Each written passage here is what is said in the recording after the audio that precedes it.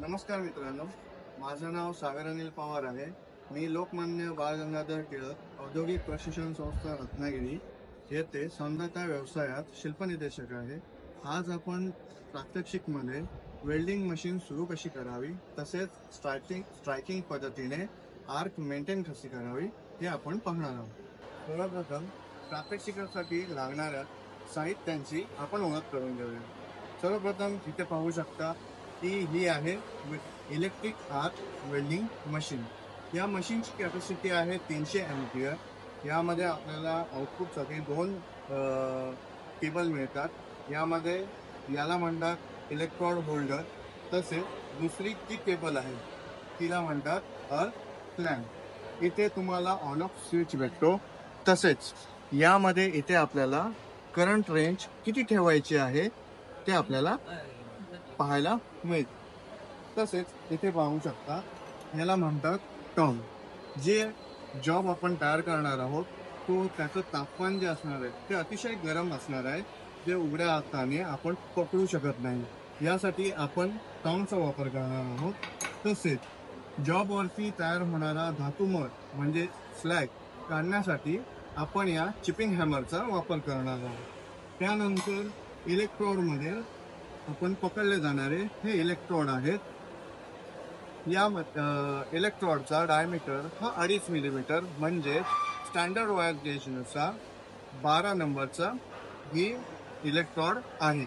त्यानंतर आपण इथे पाहू शकता याला वेल्डिंग शील्ड म्हणतात. ठीक आहे. याचा वापर ज्या वेळेला आपण वेल्डिंग करणार आहोत त्या वेल्डिंगमधून क्ष किरणे अशी विषारी किरणे बाहेर पडतात. त्यांना थांबवण्यासाठी किंवा त्याचा डोळ्यांवरती आपल्या किंवा शरीरावरती फरक पडू नये याच्यासाठी आपण या वेल्डिंग शील्डचा वापर करतो. हे करण्यापूर्वी आपण सुरक्षा साधनांचा वापर करणे खूप गरजेचं आहे. याच्यासाठी मी हँडचे संरक्षण व्हावे, गॅरंटी हँडल्स तसेच बॉडीचे संरक्षण व्हावे यासाठी लेदर ॲप्रॉनचा वापर केला आहे. सेफ्टी शूजचा वापर हा पायांच्या संरक्षणासाठी केलेला आहे. आता आपण पुढे चालू प्रात्यक्षिकामध्ये. सर्वप्रथम आपण आर्क क्लॅम्प ही वेल्डिंग केबल या जोडणार आहोत. ठीक आहे. त्यानंतर आपण इलेक्ट्रोड लावणार आहोत. आता आपण फक्त प्रॅक्टिससाठी या इलेक्ट्रोड होल्डरचा वापर करणार आहोत. याच्यासाठी आपण हा बरोबर 90 अंशाच्या कोनात इलेक्ट्रोड होल्डरला जोडणार आहोत. अशा पद्धतीने म्हणजे तुम्ही पाहू शकता हा इलेक्ट्रोड होल्डर आहे आणि हा इलेक्ट्रोड यांच्या मधला जो अँगल आहे हा 90 डिग्री अंशाचा आहे. प्रात्यक्षिक सुरू करण्यापूर्वी आधी आपण इलेक्ट्रोड बद्दलची माहिती घेऊया.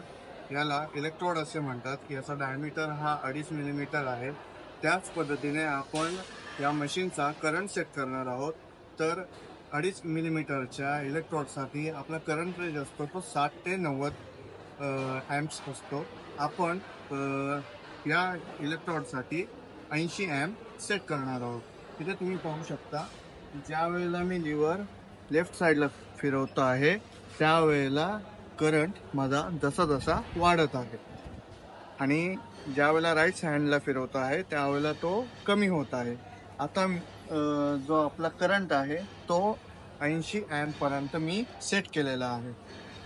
आता इथे पाहू शकता सुरक्षेच्या साधनांमध्ये आपण वेल्डिंग शील्डचा वापर करत आहोत.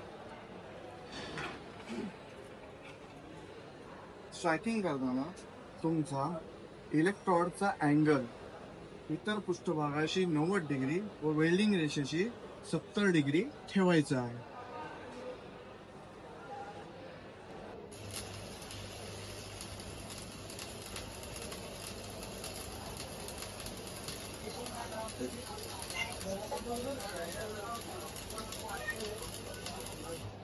व्हिडिओ पूर्ण बघितला याबद्दल तुमचे खूप खूप आभार.